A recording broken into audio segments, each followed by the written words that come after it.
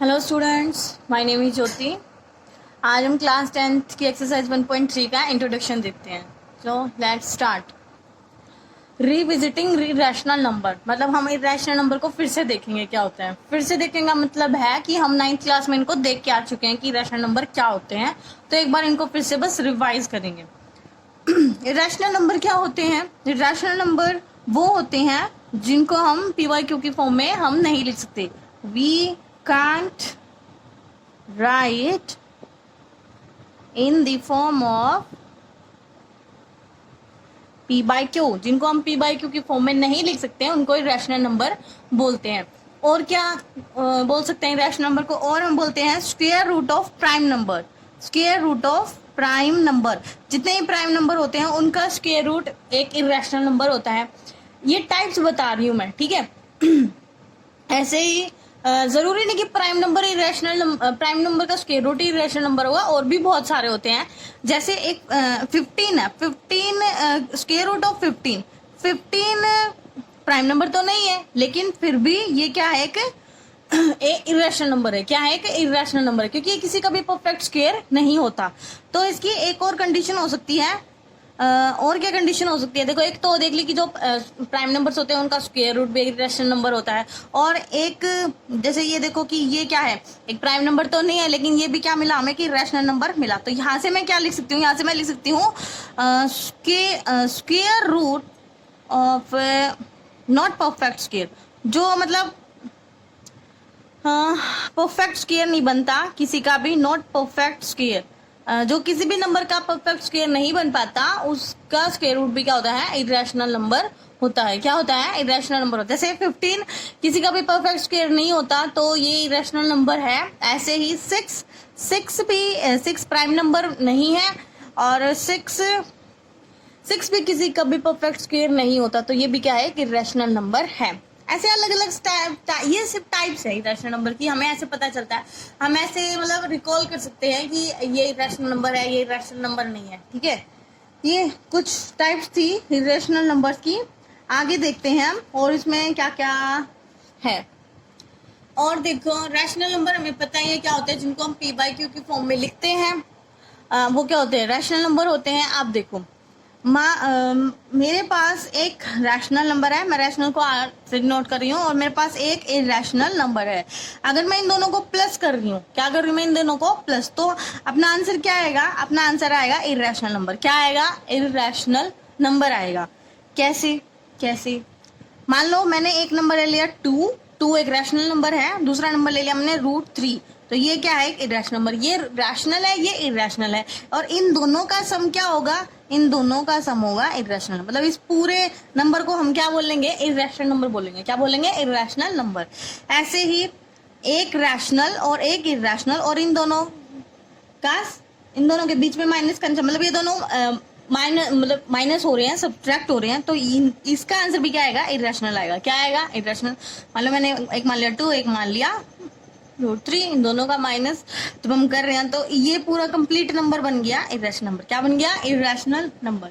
और क्या क्या कंडीशन होती है? और होती है, एक थी ये, एक है ये इसके नीचे एग्जाम्पल थे। अब थर्ड कंडीशन क्या है? थर्ड कंडीशन है, अगर मैं इरेशनल में से रैशनल घटाऊं तो वो भी एक इरेशनल नंबर ही आएगा, ठीक है। कुछ भी ले लो, मान लो मैं 2 और 3 नहीं लेती, मान लो मैं आपके पास ले लेती हूँ √5 -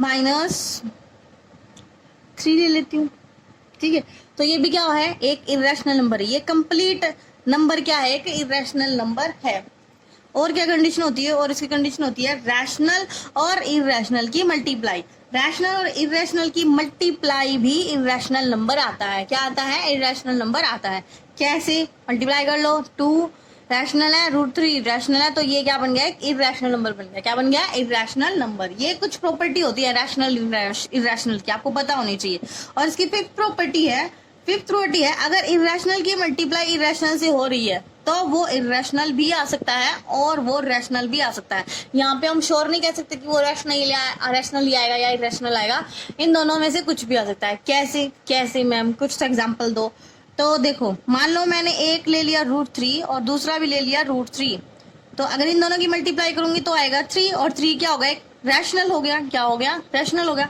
अब मैं एक दूसरा एग्जांपल ले लूं, मैं एक ले लूं √3 और एक ले लूं मैं √5। अब इन दोनों की मल्टीप्लाई क्या आएगी, इनकी मल्टीप्लाई आएगी √15, और √15 क्या है, एक इरेशनल नंबर है। तो देखा आपने, जब इरेशनल की मल्टीप्लाई हो रही है तो या तो वो इरेशनल आएगा या वो रैशनल आएगा। हम श्योर नहीं होते कि वो रैशनल आएगा या इरेशनल आएगा, 50-50 चांस होते हैं भाई क्या आएगा, वो हमें करके ही देखना पड़ता है। हम ऐसे ही नहीं बता सकते कि हवा में कि रैशनल की मल्टीप्लाई रैशनली आएगी या रैशनली आएगी, नहीं, हम उस क्वेश्चन को करेंगे तभी बता सकते हैं। बाकी इनमें हम बिल्कुल श्योर है, अगर रैशनल और इरेशनल ऐड हो रहे हैं तो इरेशनल आएगा, माइनस हो रहे हैं तो भी इरेशनल आएगा, और अगर उनकी मल्टीप्लाई हो रही है तो भी इरेशनल ही आएगा। ये कुछ प्रॉपर्टी थी इरेशनल नंबर्स की। ओके, तो चलो आगे देखते हैं और क्या इसमें। देखो बच्चों, ये जो मतलब जितने भी rational, natural, whole, real numbers, जितनी भी सारी चीजें ना, ये मैंने 9th क्लास की वीडियो बना के डाल रखी है इंट्रोडक्शन की, आप चाहो तो उसको देख सकते हो। उसमें मैंने बहुत अच्छे से एक्सप्लेन कर रखा है कि कौन सा नंबर क्या होता है, कैसे हमें पता चलता है। तो आप उसको देख लेना। अगर आपको लगे कि हमें ये समझ नहीं आया कि हमें फिर से देखना है कि रैशनल क्या होते हैं, तो आप उस वीडियो को जाके देख सकते हैं, चैनल पे आपको वो वीडियो मिलेगी। 9th क्लास में है, इंट्रोडक्शन पार्ट में, फर्स्ट चैप्टर में। तो चलो अब हम आगे देखते हैं। इसमें एक थ्योरम है, वो थ्योरम क्या कहती है, वो थ्योरम कहती है वैसे मैं पहले नॉर्मल बता रही हूँ। नॉर्मली वो थ्योरम क्या कहती है, 2 डिवाइड 100, मैं क्या बोल रही हूँ, 2 डिवाइड 100। 2 किसको डिवाइड करता है, 100 को डिवाइड करता है, ठीक है। तो मैं बोल सकती हूँ कि 2 डिवाइड 10 को भी करेगा, 2 डिवाइड 10। अगर 2 डिवाइड 100 को कर रहा है तो 2 10 को भी डिवाइड करेगा, पता है हमें, है ना, पता है ना। तो मैं 100 को क्या लिख सकती हूँ, मैं 100 को लिख सकती हूँ 10⁻², लिख सकती हूँ ना ये। तो ये थ्योरम यही कह रही है। देखो ये क्या कह रही है, if 2 divide 100 then 2 divide 10। अब ये थ्योरम क्या कह रही है, ये कह रही है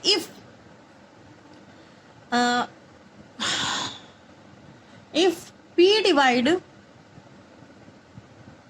a square, अगर p a square को डिवाइड कर रहा है then p divide a, तो p उस a नंबर को भी डिवाइड करेगा। अगर उसको उसके स्क्वायर को डिवाइड कर रहा है तो वो उस नंबर को भी डिवाइड करेगा।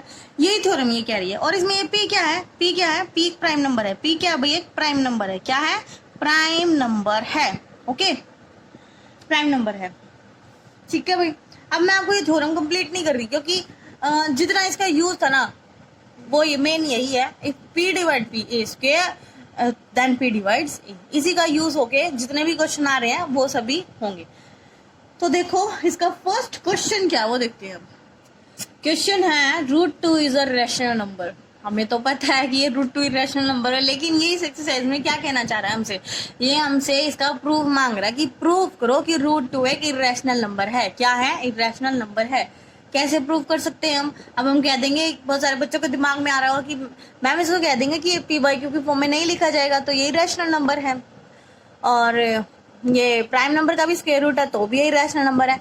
लेकिन वो वाली बातें यहाँ नहीं चल पाएंगी। अब हमें जो ये ऊपर थ्योरम थी ना, जो मैंने अभी बताई थी, इस थ्योरम्स का यूज करके इसे प्रूफ करना हमें कि √2 क्या है, इरेशनल नंबर है। तो चलो देखते हैं कैसे करेंगे। ये वाले कैसे प्रूफ होंगे, अब देखो ये होंगे मेथड ऑफ कॉन्ट्राडिक्शन से। किससे होंगे, मेथड ऑफ कॉन्ट्राडिक्शन। अब इसका क्या मतलब है, मेथड ऑफ कॉन्ट्राडिक्शन का, मेथड ऑफ कॉन्ट्राडिक्शन का मतलब है पहले हम किसी झूठी बात को सच मान लेंगे और फिर लास्ट में बता देंगे ओ ये तो हमने झूठ बोला था, तो ये हमारा आंसर क्या है, सच है। ऐसा ही होता है मेथड ऑफ कॉन्ट्राडिक्शन में। हम पहले उसको गलत मान लेते हैं और फिर लास्ट में देखते हैं कि जो हमने गलत माना था वो तो ये चीज नहीं है। ठीक है, तो देखो अब कैसे होगा। लेट अस अज्यूम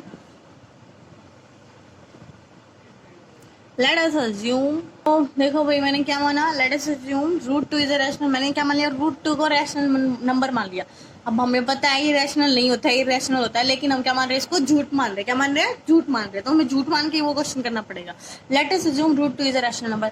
अगर ये मैंने रैशनल नंबर मान लिया तो रैशनल नंबर क्या होता है, उसको p/q की फॉर्म में लिख सकते हैं। इसका मतलब जो √2 है वो किसकी फॉर्म में लिखा जा रहा है, P बाई क्यू की फॉर्म में लिखा जाएगा। किसकी फॉर्म में लिखा जाएगा, P बाई क्यू की फॉर्म में लिखा जाएगा। यहाँ पे मैं P बाई क्यू को मान लेती हूँ A बाई बी, मतलब P की जगह मान लेती हूँ A और Q की जगह मान लेती हूँ B, है तो वही न्यूमिनेटर डोमिनेटर की फॉर्म में, ठीक है। तो √2 को मैं मान लिया A बाई बी। हाँ, एक और कंडीशन इसमें क्या लिखनी है, इसमें लिखना है जो A और B के कॉमन फैक्टर होंगे वो एक से एक ही होगा, उससे अलग और कोई नहीं होगा, ठीक है। तो चलो इसको लिखते हैं। A और √2 को मैंने मान लिया A बाय बी। यहाँ पे A और B क्या है, A और B इंटीजर है और B नॉट इक्वल टू 0, नीचे वाला इक्वल 0 के इक्वल नहीं होना चाहिए। अब मैंने क्या माना, A और B का जो कॉमन फैक्टर है वो है 1। क्या है, 1 है। इसका मतलब क्या है, A और B का जो HCF है वो है 1, इससे अलग और कोई भी इसका HCF नहीं होना चाहिए। इसको बिल्कुल सिंपलेस्ट फॉर्म में लिखना है हमें, A बाई बी को बिल्कुल सिंपलेस्ट फॉर्म में लिखना है। सिंपलेस्ट फॉर्म का मतलब देखो क्या होगा, मान लो मैंने ले लिया कि 25/10 मैंने ये ले लिया। अब है तो ये P बाई क्यू की फॉर्म में, लेकिन ये इसकी सिंपलेस्ट फॉर्म नहीं है। सिंपलेस्ट फॉर्म कैसे आएगी, ये 5 की टेबल से कट रहे हैं दोनों, तो ये क्या आएगा 5/2। क्या आ गया, ये 5/2 आ गया। अब ये 5/2 है, बिल्कुल सिंपलेस्ट फॉर्म। इस P बाई क्यू की कैसी फॉर्म है, सिंपलेस्ट फॉर्म, जिसका HCF कितना है, 1 है। तो हम ऐसे नंबर ले लें दोनों A और B जिनका HCF कितना है, 1 है, बिल्कुल सिंपलेस्ट फॉर्म है।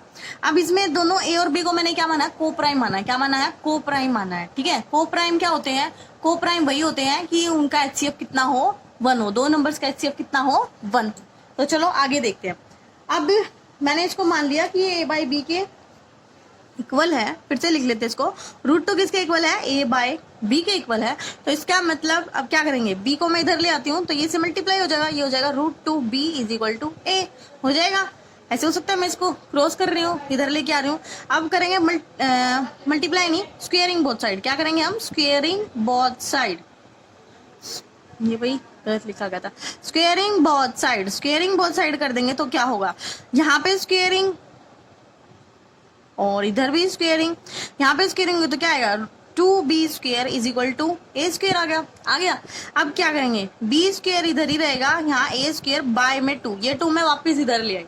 तो देखो ये 2 वापस इधर आ गया। इसका मतलब क्या है, इसका मतलब है 2 डिवाइड कर रहा है किसको, A² को। किसको कर रहा है, A² को। मैं लिखूंगी 2 डिवाइड्स A²। 2 किसको डिवाइड कर रहा है भाई, 2 डिवाइड्स A²। 2 A² को डिवाइड कर रहा है। अब जो हमने ऊपर ये थ्योरम पढ़ी थी, अगर वही P डिवाइड A², अगर P A² को डिवाइड करा तो P A को भी डिवाइड करता है ना, ये वाली थ्योरम। तो यही थ्योरम इसमें अप्लाई करेंगे। अगर ये इसके A² को डिवाइड कर रहा है देन 2 डिवाइड A, तो 2 A को भी डिवाइड करेगा ना। तो मैं इसको कैसे लिख सकती हूँ, मैं इसको ऐसे लिख सकती हूँ A/2, ठीक है। ये A/2 की फॉर्म में लिख लिया। अब ये इसको डिवाइड कर रहा है तो कुछ ना कुछ तो आंसर देगा ना। जैसे यहाँ पे ये इसको डिवाइड कर रहा था तो इसने ये आंसर दे रहा था B²। यहाँ पे 2A² को डिवाइड कर रहा था तो आंसर क्या था इसका, B² था। लेकिन अब यहाँ पे ये 2A को डिवाइड कर रहा है तो अब कुछ ना कुछ तो आंसर आएगा ना। मैं उस आंसर को मान लेती हूँ कि मान ले मैं लिया C आंसर आया। क्या आंसर आया, C आंसर आया। अब C आंसर आ गया। अब आगे देखो, अब क्या करेंगे, अब नेक्स्ट स्टेप अपना क्या होगा, A को तो यहीं रखेंगे, मैं इस 2 को इधर ले आऊंगी तो ये हो जाएगा A is equal to 2C हो जाएगा ना, 2C। अब क्या करेंगे हम, अब देखो अब क्या हो सकता है, एक A की वैल्यू ये है और एक A की वैल्यू है ये। आपको ये दोनों दिख रही है ना, इन दोनों को देखो, square root of 2B is equal to A and यहाँ पे 2C is equal to A। तो इसकी A दोनों साइड क्या है, A है, तो इसकी ये दोनों साइड क्या हो जाएंगे, एक दूसरे के इक्वल हो जाएंगी। Square root of 2B is equal to 2C आ जाएगा ना। तो मैं इसको यही लिख रही हूँ, 2B is equal to 2C लिख लिया मैंने। अब ये इसके इक्वल हो गया तो अब क्या कर सकते हैं, अब हम फिर से स्क्वेयरिंग करेंगे। क्या करेंगे, स्क्वेयरिंग करेंगे, स्क्वेयरिंग बोथ साइड कर दो भाई, squaring both side. Squaring both side होते ही क्या होगा, स्क्वेयरिंग बोथ साइड होते ही क्या होगा, देखो यहाँ आ जाएगा 2B² is equal to 4C²। 2B² बराबर आ गया 4C² के। अब इसका मतलब क्या है, इसका मतलब क्या हुआ, देखो अगर ये 2 इससे डिवाइड हो रहा है, मैं इस 2 को इसके नीचे ले आती हूँ, इसके नीचे, तो ये क्या आ जाएगा, ये दे रहा है B² is equal to 2C² दे रहा है। क्या दे रहा है, B² is equal to 2C² दे रहा है। अब देखो B² बाय 2, ये 2 मैं इसके नीचे ले आती हूँ, ठीक है। क्या आ गया, 2 डिवाइड कर रहा है किसको, बी स्क्वायर को, तो फिर से लिखेंगे 2 डिवाइड बी स्क्वायर, ठीक है। इसका मतलब तो यही है भाई, 2 किसको डिवाइड कर रहा है, बी स्क्वायर को डिवाइड कर रहा है। अगर 2 बी स्क्वायर को डिवाइड कर रहा है देन 2 डिवाइड बी, तो 2 बी को भी डिवाइड करेगा, करेगा ना भाई, 2 बी को डिवाइड। अब ध्यान से देखो, ध्यान से देखो, ये 2 इस बी को भी डिवाइड कर रहा है और यही 2 इस ए को भी डिवाइड कर रहा था, है ना। और हमने स्टार्टिंग में क्या माना था कि ए और बी का एचसीएफ कितना है, 1 है, मतलब एक से अलग इनका कोई कॉमन फैक्टर नहीं आएगा। लेकिन यहाँ पे क्या आ गया, इनका कॉमन फैक्टर आ गया 2, कितना आ गया 2। ये देखो यहाँ पे 2 ए को भी डिवाइड कर रहा है और 2 बी को भी डिवाइड कर रहा है, तो इसका मतलब क्या आ गया भाई, क्या आ गया, ये इसके तो इसका मतलब आ गया, हम लिखेंगे therefore a and b have at least 2 common factor. इसके कॉमन फैक्टर कितने आ गए, 2 आ गए भाई, एक तो एक है ये और एक ये 2 आ गया, तो इसके कितने कॉमन फैक्टर हो गए, 2 हो गए, कितने हो गए, 2 हो गए। इसका मतलब क्या हुआ, इसका मतलब क्या हुआ, इसका मतलब हुआ कि हमने ये तो कंट्राडिक्शन हो गई, क्या हो गई, कंट्राडिक्शन हो गई। तो भाई देखो क्या आ गई, कंट्राडिक्शन आ गई। मेरा पेन खत्म हो गया था तो मैंने दूसरा पेन लिया बीच में। कंट्राडिक्शन तो हो गई क्योंकि हमने तो स्टार्टिंग में क्या माना था कि एक ही कॉमन फैक्टर होगा, यहाँ पे आ गए इसके 2 कॉमन फैक्टर है, कितने आ गए, 2 कॉमन फैक्टर, तो कंट्राडिक्शन तो आ गई। अब हमें इसे लिखना भी पड़ेगा ना वर्ड्स में, तो मैंने अब इसको वर्ड्स में लिख लो, बस this contradicts the fact that a and b have no common factor other than, हमने पहले माना था कि भाई एक से अलग कोई और कॉमन फैक्टर नहीं होगा। दिस कंट्राडिक्शन हैज अराइज, तो यहाँ से क्या आ गया भाई, यहाँ पे तो 2 दिख रहे और यहाँ पे हमने माना था 1, तो यहाँ पे क्या हो गया, कंट्राडिक्शन अराइज होगी, क्या हो गया, कंट्राडिक्शन अराइज होगी। This contradiction has arise because of our incorrect assumption, हमने जो अजम्पशन मानी थी वो हमारी अजम्पशन क्या हुई, रॉन्ग हो गई, क्या हो गई, रॉन्ग। तो हमने अजम्पशन क्या मानी थी, √2 इज अ रैशनल, तो हमारी हमने माना था √2 एक रैशनल नंबर, तो हमारी अजम्पशन ये क्या हो गई, रॉन्ग हो गई, रॉन्ग हो गई। तो इसका मतलब रैशनल माना था, तो हमारा अब लास्ट में कंक्लूजन क्या है कि √2 एक इरेशनल नंबर है, so we conclude that √2 is a irrational number. तो देखो हमें पता तो था कि ये इरेशनल नंबर है, तो देखो हमें इसे प्रूव करने के लिए क्या क्या पापड़ बेलने पड़े भाई। ये पापड़ बेले बिना हम एग्जाम्स पे आंसर नंबर नहीं ले सकते, तो हमें पापड़ बेलने पड़ेंगे, ठीक है। आई होप आपको ये समझ आया होगा, नहीं आया होगा तो मैं एक और क्वेश्चन करवा लेती हूँ, उसको आपको और भी अच्छे से समझ में आएगा। तो चलो लेट्स डू इट। अब नेक्स्ट क्वेश्चन है, हमें √3 को प्रूव करना है, वो इरेशनल नंबर है। ये भी उसी बिल्कुल सेम उसी मेथड से होगा। चलो स्टार्ट करते हैं। इसका सोल्यूशन क्या होगा, वही मेथड ऑफ कंट्राडिक्शन से ही होगा। एक क्वेश्चन कैसे होगा, method of contradiction. Let us assume, हम भाई अज्यूम कर लेते हैं √3 इज रैशनल। मैंने क्या मान लिया, √3 क्या है, एक रैशनल नंबर है। रैशनल नंबर है तो किस फॉर्म में लिखा जाएगा, ए और बी फॉर्म में लिखा जाएगा। ए और बी फॉर्म में लिखा जाएगा तो ए और बी इंटीजर है, बी नॉट इक्वल टू 0 है, और ए और बी का एचसीएफ क्या होगा, 1 होगा। ए और बी का एचसीएफ कितना होगा, 1 होगा। इसका मतलब ए और बी क्या है, को प्राइम है। आर को प्राइम क्या है भाई, ये को प्राइम है। को प्राइम वही नंबर होती है जिनका एचसीएफ 1 होता है। तो देखो जो ऊपर लिखा था उसको एक बार फिर से यहाँ पे लिख लेते हैं, √3 is equal to a by b. B को इधर ले आते हैं तो ये हो जाएगा √3 b is equal to a, squaring both side. वही स्टेप, बिल्कुल सेम स्टेप सभी क्वेश्चंस में चलेंगे, जितने भी ऐसे पूछेंगे ना सभी वही स्टेप चलेंगे। स्क्वेयरिंग बोथ साइड, एक क्वेश्चन अच्छे से समझ आ गया ना तो आपसे कितने क्वेश्चन पूछ रहे आप सभी कर सकते हो। स्क्वेयरिंग बोथ साइड करेंगे तो यहाँ पे बन जाएगा 3b²। मैं डायरेक्ट लिख रही हूँ, फर्स्ट वाले में बिल्कुल एक एक स्टेप बताया था, अब डायरेक्ट लिख रही हूँ। 3b² is equal to a² आ गया। यहाँ पे b² को इधर ही रखूंगी, उधर a² है तो 3 इसके नीचे आ जाएगा, तो इसके नीचे आ गया। यहाँ देखो यहाँ क्या कर रहा है, ये 3 किसको डिवाइड कर रहा है, a² को, तो मैं लिखूंगी 3 डिवाइड्स a²। इसका मतलब क्या है भाई, 3 डिवाइड्स a², कंप्लीट लिखना है भाई। Therefore 3 divides a², then 3 divide से अगर उसके स्क्वायर को डिवाइड करा तो वो a को भी डिवाइड करेगा ना भाई। मतलब क्या है, अगर 3 9 को डिवाइड कर रहा है, किसको डिवाइड कर रहा है, 9 को, तो 3 को भी तो डिवाइड ही करेगा ना, है ना। यही मतलब है इसका। इसे साइड में मैंने आपको पहले बताया, अभी वो 100 वाला एग्जांपल देखे। अब नेक्स्ट पेज पे चलते हैं। नेक्स्ट पेज पे अब इसने लिखा था 3 डिवाइड सी, क्या लिखा था 3 डिवाइड। अगर भाई ए 3 को डिवाइड कर रहा है तो ये कुछ ना कुछ आंसर भी देगा ना, देगा। तो मैंने उसको मान लिया सी, क्या मान लिया, सी मान लिया। तो अब क्या करेंगे, ए को इधर रखेंगे, 3 को इधर ले आते हैं, हो जाएगा इज इक्वल टू 3c, हो गया। अब वही कंडीशन बन जाएंगी, यहाँ पे ए किसके बराबर है, 3c के बराबर है, और पीछे ए बराबर था √3b के। इन दोनों को मैं क्या करूंगी, एक दूसरे के इक्वल रखूंगी, ठीक है। तो मैं रखती हूँ यहाँ पे a बराबर है 3c के और वहां पे बराबर है √3b के, ओके।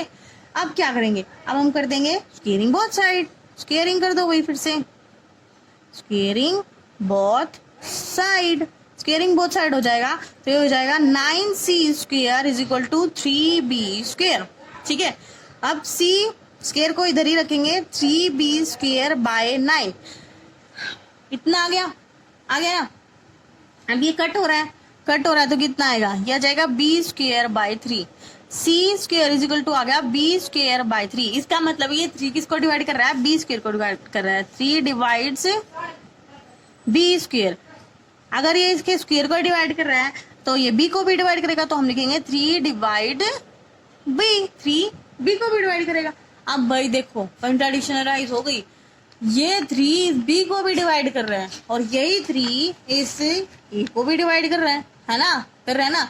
और हमने क्या माना था कि एक 1 ही ऐसा नंबर है जो इन दोनों में क्या है, कॉमन। लेकिन यहाँ पे क्या आ गए, 2 कॉमन नंबर आ गए। कितने आ गए, 2 कॉमन नंबर आ गए। देखो मैंने पहले लिख लिया है।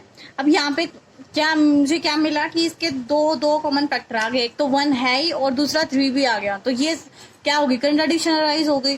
तो अब हमें ये सब बातें लैंग्वेज में भी लिखनी पड़ेगी ना, तो हमें लैंग्वेज लिखनी पड़ेगी। भाई लैंग्वेज जरूर लिखना है लास्ट में, कभी इतना ही छोड़ा, लैंग्वेज जरूर लिखनी है आपको, ठीक है। Therefore A and B have at least 3 as a common factor। यहाँ से हमें पता चल गया कि A और B का एक और कॉमन फैक्टर है, वो भी 3।